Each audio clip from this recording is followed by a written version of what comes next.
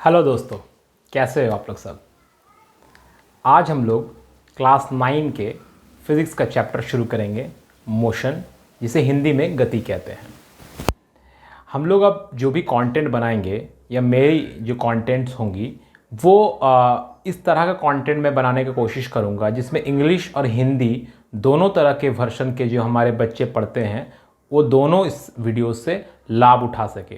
क्योंकि मैंने पाया है कि जो हमारे गांव में या देहात में बच्चे रहते हैं वो लोग को इंग्लिश समझने में थोड़ी सी कठिनाइयाँ आती है, क्योंकि वो लोग स्टेट बोर्ड में पढ़ते हैं और स्टेट बोर्ड में हमारा जो है इंग्लिश वर्सन नहीं होता है। फिर वो बच्चे जब 11-12 में आते हैं तो बहुत सारे बच्चे इंग्लिश वर्सन की तरफ शिफ्ट करते हैं और फिर उन्हें बहुत सारी कठिनाइयों का सामना करना पड़ता है। तो मैंने उनके लिए ये सोचा कि अपने तरफ से मैं ये तो ज़रूर कर सकता हूँ कि उसे इंग्लिश और हिंदी दोनों में ही अगर कंटेंट बनाओ, दोनों तरह के शब्दों का इस्तेमाल करूँ तो दोनों बच्चों को इससे फ़ायदा होगा। और जो बच्चे हमारे हिंदी मीडियम बोर्ड से आते हैं वो भी जब 11-12 में जाएंगे तो उन्हें ज़्यादा परेशानी का सामना ना करना पड़े। तो चलिए आज के वीडियो को स्टार्ट करते हैं और आप सबका स्वागत है आपके अपने चैनल ज़ीरो पीरियड में। चलिए, तो आज का टॉपिक है गति। तो सबसे पहले हम लोग जान लेते हैं, दो वर्ड होते हैं दोस्तों। एक वर्ड होता है रेस्ट एंड एक वर्ड होता है मोशन। एक वर्ड होता है रेस्ट और एक वर्ड होता है मोशन। ठीक है, रेस्ट का मतलब क्या होता है? रेस्ट का मतलब हिंदी में हम लोग जानते हैं जो विराम स्थिति में होता है, जो विराम अवस्था में होता है। ठीक है, विराम अवस्था में होता है। ठीक है, और मोशन का मतलब होता है जो गतिशील है, जो गति की अवस्था में है या गतिशील है, उसे हम लोग मोशन कहते हैं। बट ये जो दोनों वर्ड है, इस दोनों वर्ड को थोड़ा सा और हमें ब्रॉडर सेंस में समझने की ज़रूरत है और थोड़ा सा इस पर विचार करने की ज़रूरत है। देखिए, जैसे आप मान लीजिए कि एक यहाँ पर पेड़ है और यहाँ ग्राउंड है या रास्ता है जिस पे एक आदमी यहाँ पे रुक के इस पेड़ को देख रहा है। ठीक है, इस पेड़ को देख रहा है। इस आदमी, इस व्यक्ति का नाम मान लेते हैं कि ए है। ठीक है, और यहाँ पे एक और व्यक्ति है जो चलते हुए आ रहा है। ये व्यक्ति चलते हुए आ रहा है, बी नाम का व्यक्ति है जो कि चल रहा है। ठीक है, अब ए के लिए ये जो पेड़ है, ये ट्री है, ये पेड़ या ट्री क्या है? विराम स्थिति में है, रेस्ट में है। इस आदमी ए के लिए ये विराम अवस्था में है या रेस्ट में है। लेकिन जब हम बी से बात करेंगे तो बी के लिए ये ट्री लगेगा कि मेरे तरफ आ रहा है, क्योंकि बी जो है वो खुद क्या कर रहा है? गतिशील है। तो या आप इस तरह से समझें कि यहाँ पर एक कार है, ये कार अगर चल रही है और इधर चल रही है तो इस पे बैठा हुआ जो व्यक्ति है वो जब इस पेड़ को देखेगा तो उस व्यक्ति को लगेगा कि ये जो पेड़ है मुझसे दूर चल रहा है। ठीक है, तो इसका मतलब क्या हुआ कि व्यक्ति ए के लिए वो पेड़ विराम अवस्था में है और व्यक्ति बी के लिए वो पेड़ चल रही है या कार के लिए वो पेड़ चल रही है। इसका मतलब यहाँ से ये निष्कर्ष निकलता है कि विराम अवस्था या रेस्ट या मोशन की स्थिति या गति की स्थिति तब हम लोग डिसाइड करते हैं जब हम कहाँ से उसे देख रहे हैं, उसे किस बिंदु से देखा जा रहा है या किस बिंदु के रेफरेंस में या किस फ्रेम के रेफरेंस में हम उस चीज़ को देख रहे हैं। उससे हम लोग ये निर्धारित करते हैं, ये डिसाइड करते हैं कि वो चल रहा है या रुका हुआ स्थिति में है। जैसे आप जानते हैं कि ये जो आदमी है ये रुका हुआ था, इसलिए इसके रिस्पेक्ट में या ग्राउंड के रिस्पेक्ट में, ग्राउंड को अगर हम इस बिंदु को अगर हम एक पॉइंट मानते हैं तो इस बिंदु के अनुसार ये ट्री तो रुकी हुई स्थिति में है। लेकिन अगर हम इस बिंदु को माने तो ये आदमी तो इस बिंदु से आगे बढ़ जा रहा है, तो इस बिंदु के रेस्पेक्ट में ये ट्री जो है वो चल रही है। या यहाँ पर अगर एक बिंदु माने तो इस बिंदु के अनुसार ये पेड़ चल रही है, क्योंकि इस बिंदु से ये कार आगे निकलता हुआ जा रहा है। तो ये होता है रेस्ट और मोशन को जब भी हम लोग डिसाइड करें, मतलब कोई वस्तु गतिशील है या विराम अवस्था में है, ये डिसाइड करने के लिए हमें एक बिंदु या एक फ्रेम पहले डिसाइड करना होता है जहाँ से हम उसे देख रहे हैं। जैसे आप जब ट्रेन में कहीं चलते हैं, जाते हैं ट्रेन से, ट्रेन की सवारी करना सबको अच्छी लगती है, और आप बाहर प्लेटफॉर्म को या नज़ारों को देखते हैं तो आपको सब कुछ लगता है कि वो गतिशील स्थिति में है।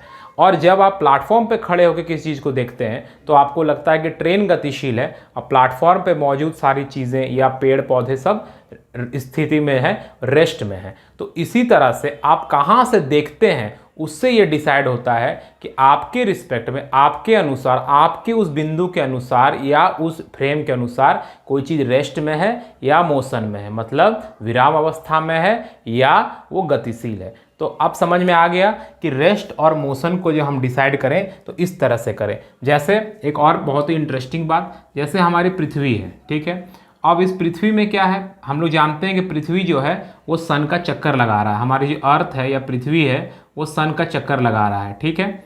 बट अगर हम लोग देख रहे हैं एक दूसरे को तो हम लोग को तो लग रहा है कि पृथ्वी रुकी हुई है और एक चीज जो हमारे आसपास सामान है वो भी रुके हुए स्थिति में है, रेस्ट में है। लेकिन जब हम इसको एक सैटेलाइट से देख रहे हैं, एक दूसरे प्लैनेट से या किसी सैटेलाइट से देख रहे हैं, तब हमें क्या लग रहा है कि पृथ्वी जो है वो घूम रही है और सन का चक्कर भी लगा रही है, सूरज का चक्कर भी लगा रही है। तो जहाँ से आप देखते हैं, जिस रेफरेंस से आप देखते हैं, जिस फ्रेम से आप देखते हैं, तब जाके ये डिसाइड होता है कि कोई चीज़ जो है वो विराम अवस्था में है या गतिशील है। तो ये आप लोग को मुझे लगता है कि समझ में आ गया होगा कि हम लोग रेस्ट या विराम अवस्था, मोशन या गतिशील अवस्था कैसे डिसाइड करते हैं। आप कहाँ से देखते हैं उसके रेफरेंस में वो डिसाइड होता है। और इस पूरे ब्रह्मांड में कोई भी चीज़ जो है वो एब्सोल्यूट रेस्ट या एब्सोल्यूट मोशन में नहीं है। मतलब हम ये नहीं कह सकते कि कोई चीज़ हमेशा रेस्ट में ही है और कोई चीज़ हमेशा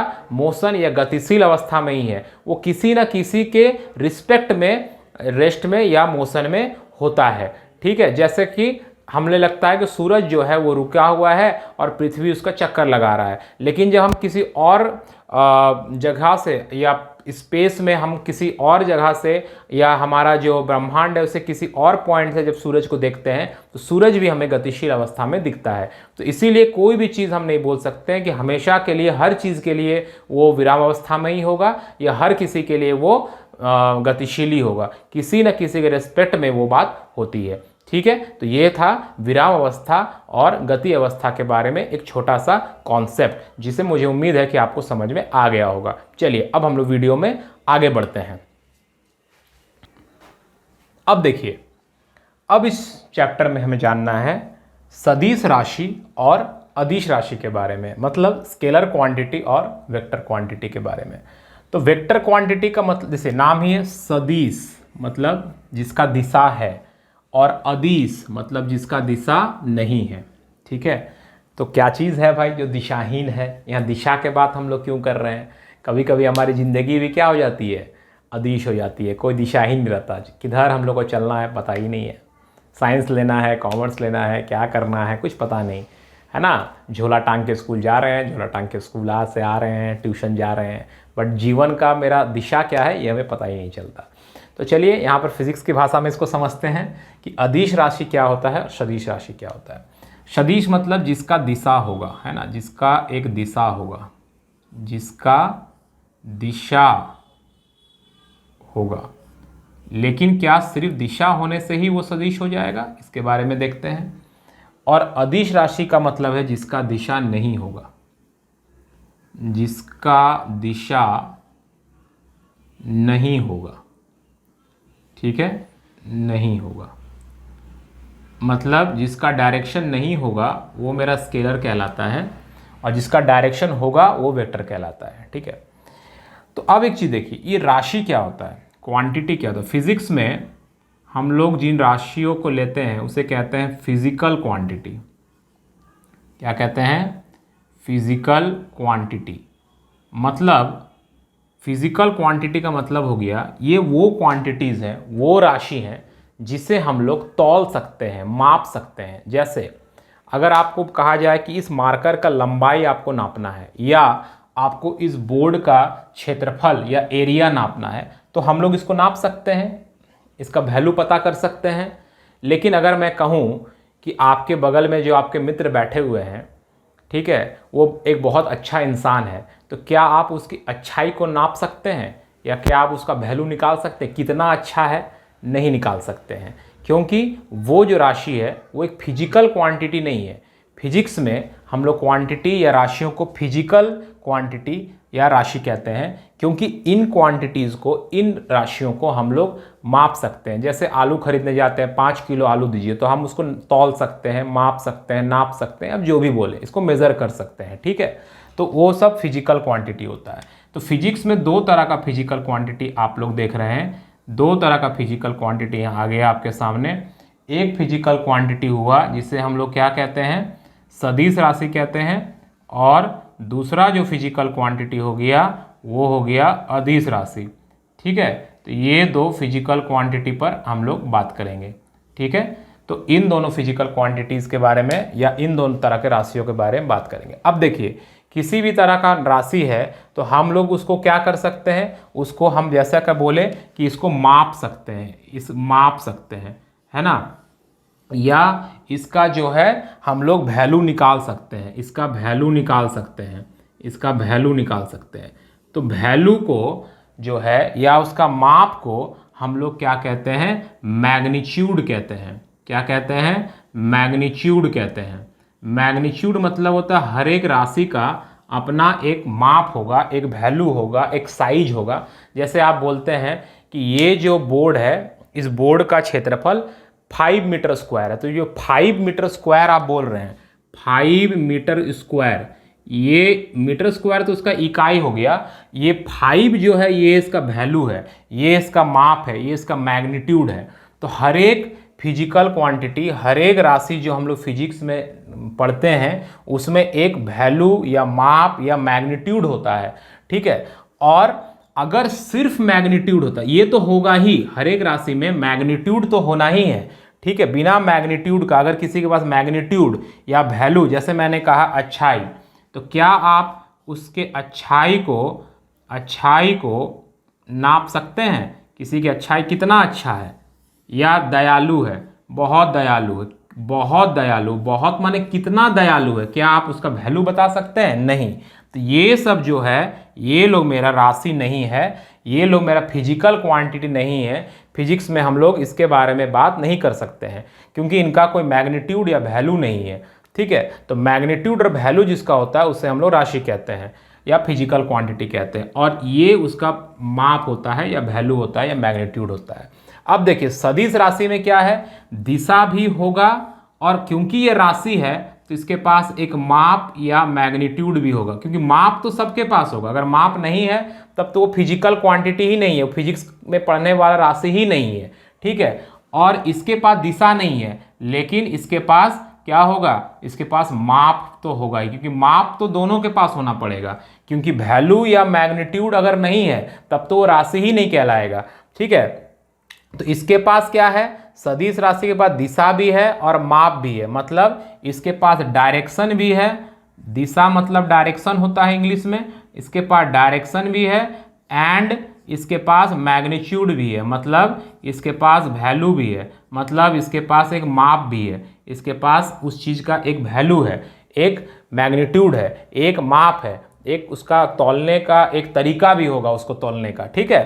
तो इसके पास डायरेक्शन और मैग्नीट्यूड दोनों होता है, उसको हम लोग सदिश राशि कहते हैं। और अदिश मतलब जिसके पास कोई दिशा तो नहीं होगा लेकिन उसके पास एक माप या मैग्नीट्यूड जरूर होगा। इसके पास सिर्फ माप या मैग्नीट्यूड होता है और इसके पास मैग्नीट्यूड और डायरेक्शन दोनों होता है, दिशा भी होगा और मैग्नीट्यूड भी होगा। इसके पास सिर्फ माप होता है, इसका सिर्फ एक वैल्यू होगा लेकिन इसका कोई दिशा नहीं होगा, ठीक है। इसके पास एक वैल्यू होगा लेकिन कोई दिशा नहीं होगा। तो सदिश राशि में कौन कौन से राशि आते हैं, सदिश राशि में जैसे आपके आ गए विस्थापन, हम लोग पढ़ेंगे हर एक राशि को। विस्थापन में मैग्नीट्यूड मतलब वैल्यू भी है और उसका एक दिशा भी होता है। उसके बाद आ गया आपका वेग, ये एक सदिश राशि है, वेग एक सदिश राशि है, ठीक है। उसके बाद आ गया आपका बल, फोर्स, ये भी एक सदिश राशि है, ठीक है। विस्थापन मतलब डिस्प्लेसमेंट, इसको इंग्लिश में हम लोग डिस्प्लेसमेंट कहते हैं, ठीक है, डिस्प्लेसमेंट, ये एक वेक्टर क्वांटिटी है। वेग का मतलब हो गया वेलोसिटी एक वेक्टर क्वांटिटी कहलाता है। बल मतलब फोर्स, ये एक वेक्टर क्वांटिटी कहलाता है। ठीक है, अब जैसे इसमें हम बोल रहे हैं कि इसका एक मैग्नीट्यूड भी है और डायरेक्शन भी है, दिशा भी है और वैल्यू भी है। जैसे आप देखिए, जैसे आप किसी चीज़ पर बल लगा रहे हैं तो आप कितना बल लगा रहे हैं। मान लीजिए एक बॉक्स है, वो बॉक्स पर आप बल लगाएं और वो बॉक्स अपने जगह से नहीं हिला, अपने जगह पर ही रह गया, तो हम लोग क्या करेंगे, और जोर से बल लगाएंगे। मतलब हम क्या कर रहे हैं, फोर्स का मैग्नीट्यूड या वैल्यू को बढ़ा रहे हैं।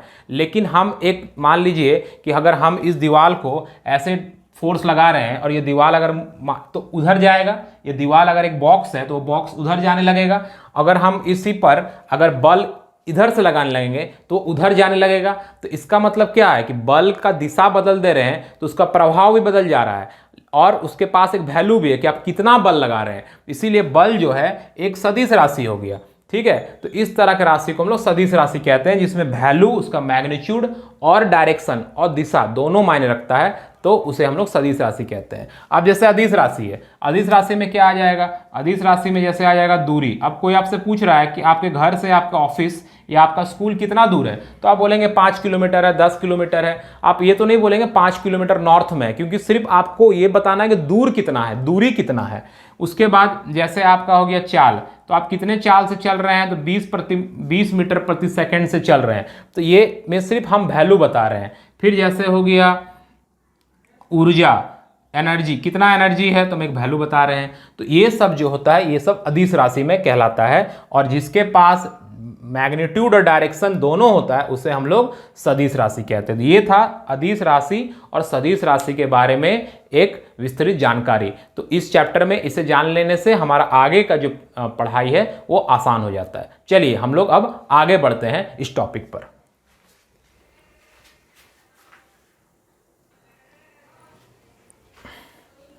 चलिए अब हम लोग बात करेंगे डिस्टेंस यानी दूरी और डिस्प्लेसमेंट यानी विस्थापन के बारे में।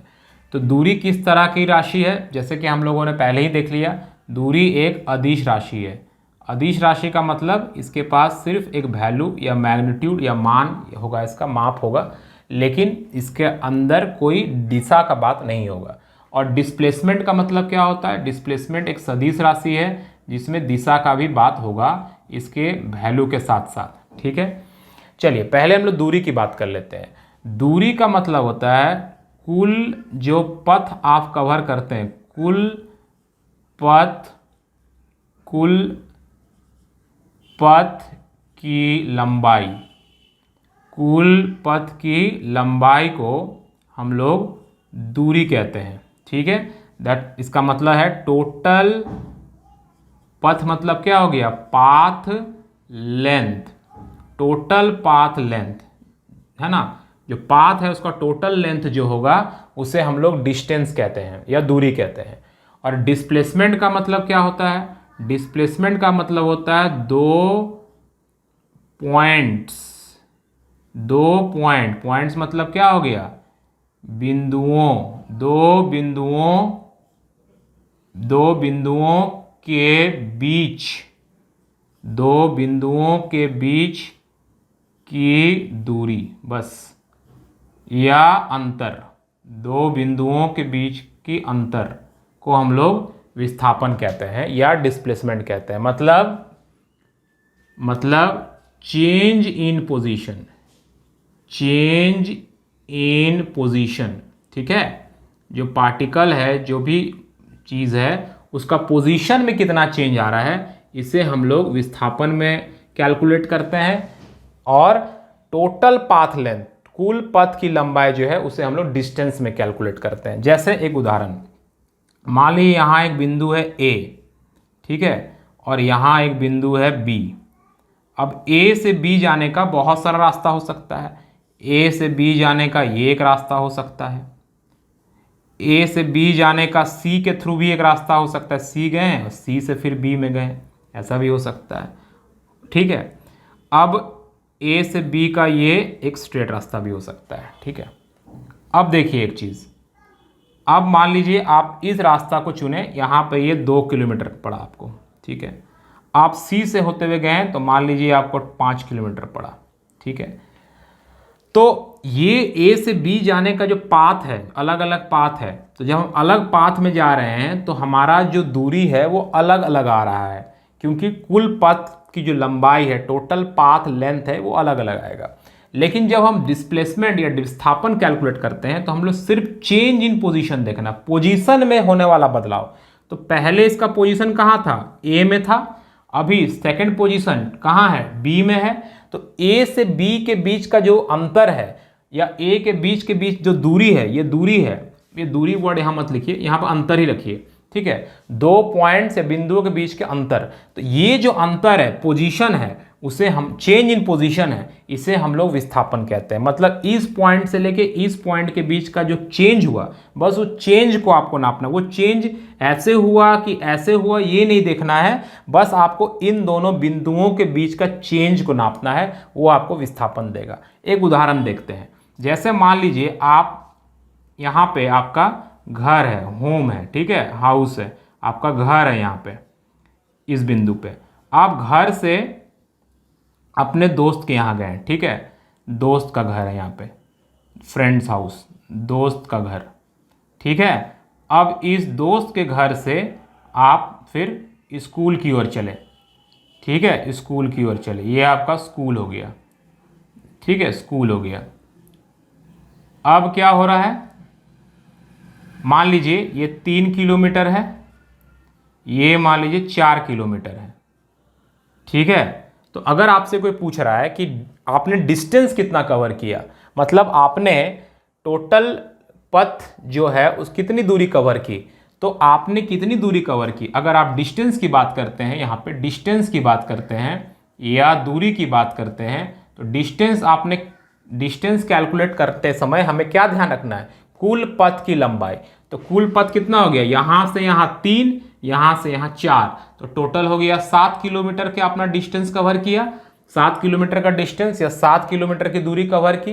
अब अगर आपसे पूछा जाए कि डिस्प्लेसमेंट कितना हुआ आपका या विस्थापन कितना हुआ, तो जब आप डिस्प्लेसमेंट कैलकुलेट करेंगे तो आपको क्या करना है, जैसा कि मैंने पहले बताया कि चेंज इन पोजीशन करना है या 2 पॉइंट या बिंदुओं के बीच का अंतर। तो पहले कहाँ थे आप, जब ये काम शुरू हुआ, जब ये प्रोसेस शुरू हुआ, तो आपने कहाँ से शुरुआत की थी, अपने घर से।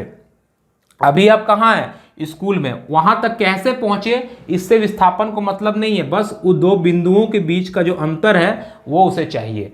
तो अगर आप पाइथागोरस के नियम से निकालेंगे तो ये वाला आपका 5 किलोमीटर आ जाएगा। आपको पाइथागोरस का नियम पता होगा, जैसे 3 किलोमीटर का 9, पाइथागोरस के नियम से हम लोग क्या कर सकते हैं, रूट अंडर, क्योंकि ये 90 डिग्री का एंगल है मान लेते हैं, तो 3 का स्क्वायर 9 और 4 का स्क्वायर 16, तो 25 का रूट जो 5 किलोमीटर आ जाएगा, है ना। तो ये 5 किलोमीटर हो गया। तो विस्थापन आपका कितना आ गया, 5 किलोमीटर आ गया। विस्थापन कितना हो गया, 5 किलोमीटर हो गया, ठीक है। लेकिन दूरी कितना हो गया, 7 किलोमीटर हो गया, क्योंकि दूरी जब निकालेंगे, जब हम डिस्टेंस निकालेंगे तो टोटल पाथ लेंथ कवर करना है। 3 किलोमीटर इधर, 4 किलोमीटर इधर, तो टोटल कितना गया, आप 7 किलोमीटर गए। लेकिन विस्थापन आपका सिर्फ 5 किलोमीटर हुआ, वो भी कहाँ से कहाँ तक हुआ, वो भी घर से स्कूल तक हुआ, क्योंकि दिशा भी बताना है। स्कूल से घर हुआ कि घर से स्कूल हुआ, घर से स्कूल हुआ, मतलब घर से स्कूल की तरफ आपका विस्थापन हुआ। दिशा ऐसे हो जाएगा, घर से स्कूल की तरफ, क्योंकि ये एक सदिश राशि है। तो ये था आपका एकदम बेसिक आइडिया, एकदम जीरो लेवल का आइडिया से मैंने आपको बताना शुरू किया। आप किसी भी तरह के बोर्ड में हैं, जैग बोर्ड में हैं या सीबीएसई बोर्ड में है, आपको मदद मिलेगा इस वीडियो से।